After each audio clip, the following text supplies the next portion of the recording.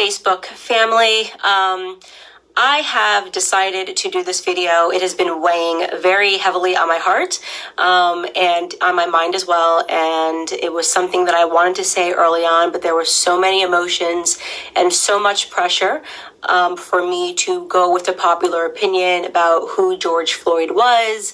And sometimes it can be difficult when there are just so many external pressures to say what you believe. And this was an instance where I felt like my silence would have been better in the beginning. But the more that I think about it, I realize that we are being sold a lot of lies, and at the detriment to the Black community, at the detriment to the white community, and at the detriment to America as a whole. So I want to come out and say that I do not support George Floyd and the media depiction of him as a martyr for Black America.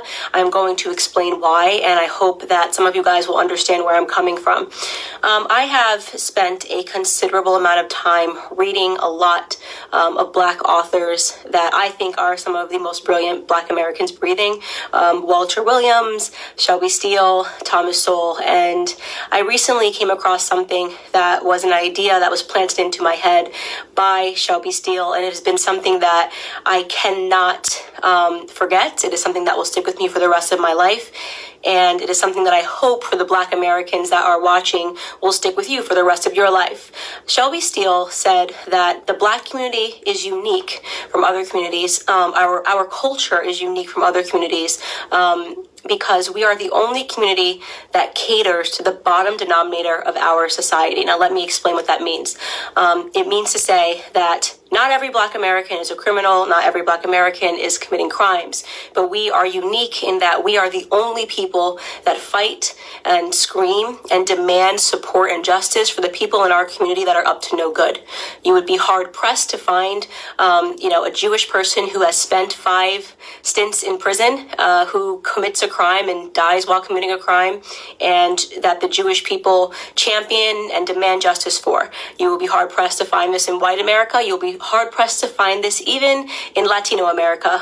If there is a person that is spent multiple times in prison, you are not going to see a bunch of Latinos coming out demanding justice for this person, even if, and I want to be very clear, what I'm saying is not any defense for Derek Chauvin. I hope Derek Chauvin gets the justice that he deserves to be, implemented upon him, and that the family of George Floyd deserves justice for the way that he died. But I also am not going to accept the narrative that this is the best the Black community has to offer. For whatever reason, it has become fashionable over the last 5 or 6 years for us to turn criminals into heroes overnight.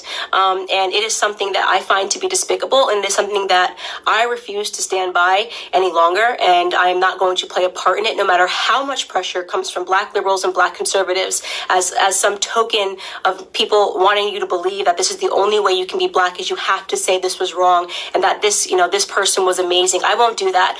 George Floyd was not an amazing person.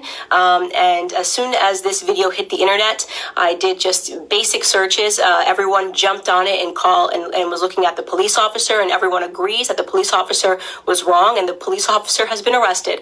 So that is not the reason I'm not discussing that, is because that is not something that has been misconstrued in the media. He has been turned into the devil that he is, and there is no reason for us to harp on that any longer, because white Americans are not uplifting Derek Chauvin as a victim or pretending that he's an amazing human being. But George Floyd is being uplifted as an amazing human being. For those of you who have not yet seen the clips and did not pursue or wait for more clips to come out, first and foremost, George Floyd at the time of his arrest was high on fentanyl, and he was high on methamphetamine. This came back in both of his autopsy reports. If you pursue the 911 transcript, you can see the person describing somebody who is out of their mind high, and which is what made the person fearful, because he tried to use a bill that I guess was a fake bill to purchase something, and then he was outside acting weird, and they, in their police call, said that this person was obviously distorted and on drugs. When he is put into handcuffs and is put against the wall, a baggie of what looks to be like cocaine or it's a white baggie that he drops onto the floor that you can see in an image. If you look up the clip, the media is refusing to circulate it. You can find it on Twitter if you use DuckDuckGo and can look up George Floyd baggie. You can watch the clip yourself with your own eyes. He had drugs on him at the time of his arrest. Now, barring all of that, nobody thinks that he should have died during this arrest, but what I find despicable to be is that everyone is pretending that this man lived a heroic lifestyle when he didn't, and I want to talk about what his lifestyle was leading up to this moment and why I refuse to accept the narrative that this person is a martyr or should be lifted up in the Black community and that we should be buying t-shirts with his name on it, okay? So here we have, first and foremost, let's start from the bottom of his record. And by the way, I am not saying that if you have a record, you don't deserve a second chance. I think people get arrested, and some people can serve time in prison, and I believe in second chances, but I do draw the line when it comes to second, third, fourth, fifth, sixth, seventh, eighth, and ninth chances. 1998, he spent 10 months in prison for theft with a firearm. That was the first prison stint that I could find on him. In 2002, he spent 8 months in prison for a cocaine offense. In 2004, just 2 years later, he spent another 10 months in prison for a cocaine offense. In 2005, he spent another 10 months in prison for having less than 1 gram of cocaine on him again. In 2007, and this was the biggest instant that I had that made me realize this was a horrible human being that I am not going to pretend was a good person. In 2005, a woman who was pregnant received a knock at the door, and she went to the door, and the person pretended to be someone that worked for the water department. So she opened her door and quickly realized that the person at her door did not work for the water department and attempted to slam it. At the moment that she was attempting to slam it, a Ford pulled up and another 5 men jumped out of the car, and one of which was George Floyd, came up to the door and they forced their way inside to her home, inside of her home. Mind you, this woman is pregnant. At that point, George Floyd took out a gun and pressed it to her stomach. She was screaming, begging for her life, and he put her inside of her living room and instructed one of his criminal friends that was with him to watch her and to make sure she didn't leave the living room. So he was playing guard while they ransacked her home looking for drugs and money. They did not find drugs. They ended up taking, I believe, her wallet and her cell phone.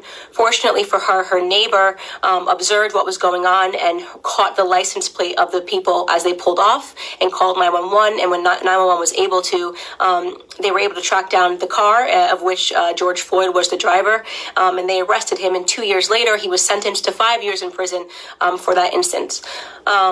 Now, you can say the media is portraying it like he was just getting his life together after, being released in 2014 following that incident.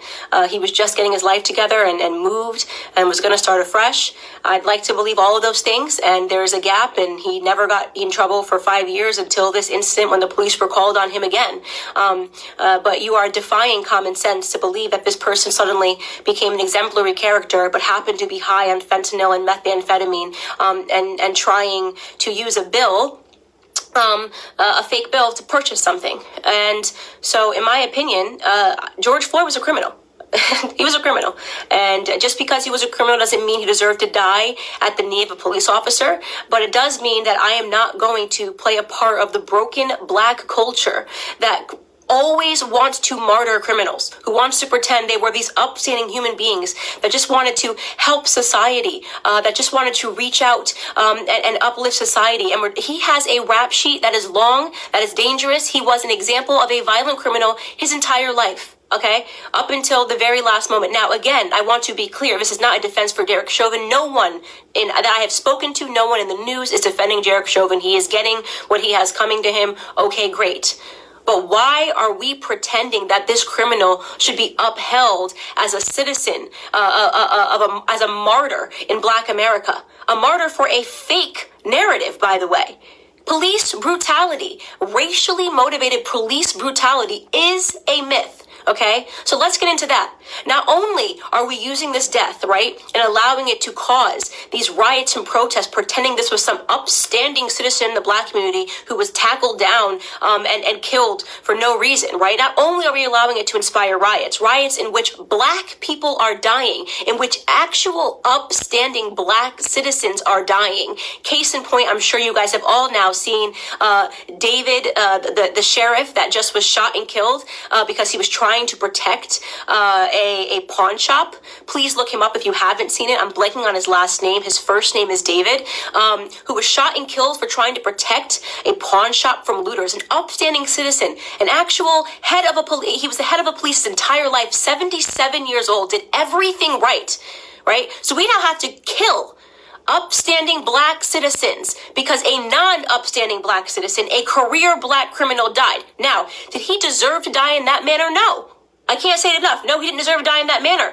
But I will be damned if the rest of us upstanding black citizens have to suffer because of this incident that rarely ever happens in America. So here are some numbers for you people that are still believing that police brutality is a real, racially motivated police brutality is a real thing. First and foremost, okay, you have a 25% higher chance as a violent white criminal of dying at the hands of a police officer than you do as a black criminal. Last year, a total of 9 unarmed black men were killed by police officers and 19 white men were killed by police officers.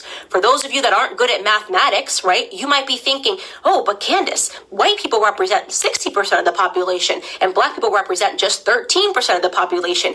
It doesn't matter what percentage of the population you represent. It matters what percentage of the violent criminal community you represent. And unfortunately, black community commit a disproportionate amount of crimes compared to the white community. Let me tell you, 6% of the population, right, black men, 6% of the population account for 44% of all murders in this country, according to 2018 statistics. That is what you call a gap. And yet white people who represent 60% of the population, we represent 13, black men are 6%, only represent 50% of all the murders, right? That makes no sense. That makes no sense. A 6-point variation in a community where we are extreme minorities. We commit 50% of all violent offenses, evenly split, and we're only 13% of the population, okay? So we have a lot more encounters with police officers. And don't say the police officers are coming around because we're black. I'm talking about violent criminals. I'm talking about murder, 44% of murders, okay?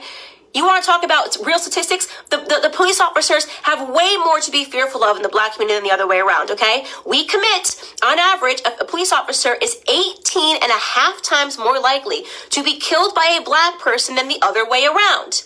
Okay? So this entire narrative is complete smoke and mirrors. It's all made up. It's just election fodder. It's white versus black because it's an election year, not because black Americans are suffering at the hands of police officers more than white Americans. Do some police officers do the wrong thing? Yes. I don't think there's anybody in the world who has not encountered a police officer and thought this person is an absolute jerk who is power tripping, whether you are black or white. We know they exist. And we know they're always going to exist, by the way, because they're human beings. And sometimes human beings suck. In fact, if you want to attack a community for accidental slayings or brutality, did you know that doctors accidentally kill 250,000 people every year because of mistakes? Did you know that there's been doctors that have been arrested for being serial killers that just were killing people because they wanted to? Do we protest and boycott doctors? Do we assume all doctors are horrible human beings because some doctors are? Or do we realize that society is not perfectible? People suck in every profession. It is no excuse to paint society with a broad brush. It is certainly no excuse to accept the Democrat narrative, okay, that black people are being disproportionately hunted down by police officers because of the color of their skin. You want to know the best way to avoid not being brutalized by a police officer is to limit the amount of encounters you need to have with them, especially when it comes to violent crimes. Okay? I am not going to stand for this continual bottom-feeding narrative of us martyring people that have had 5, 6, 7 stints in prison and then pretending they were upstanding heroes to our community. It's bullshit. It's bullshit. Excuse my language. It's absolute bullshit. And I'm tired of it.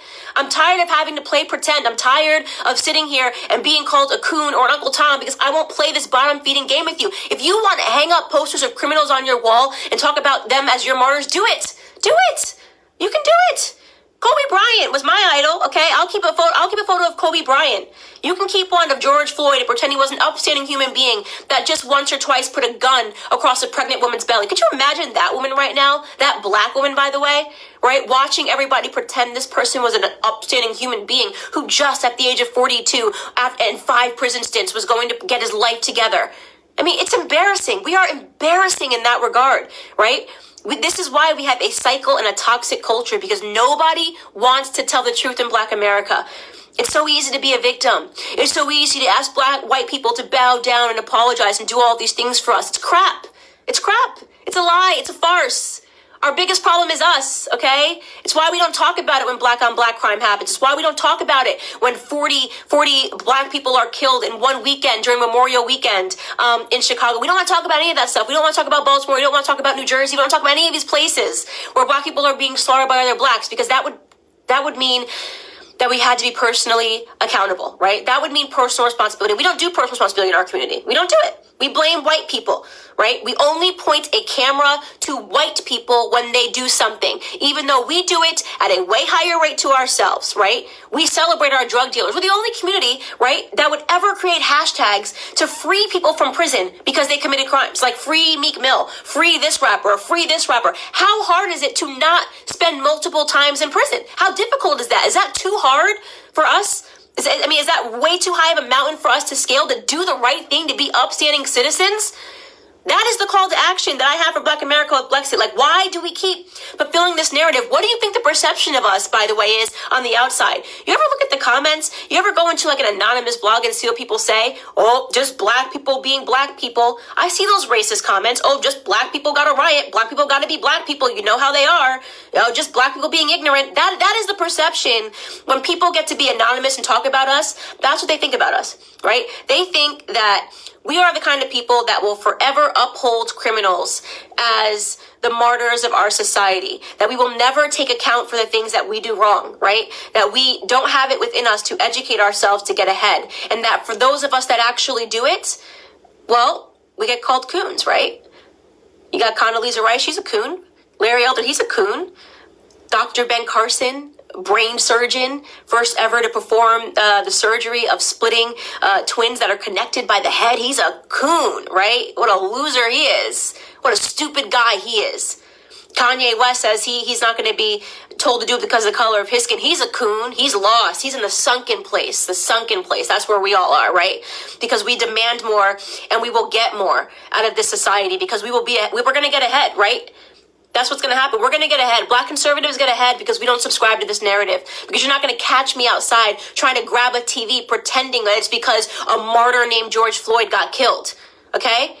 I'm a big believer that no matter what color you are, you do stupid things, you win stupid prizes. Okay? We have to do better. We have to teach our kids better, or we're not going to get ahead, right?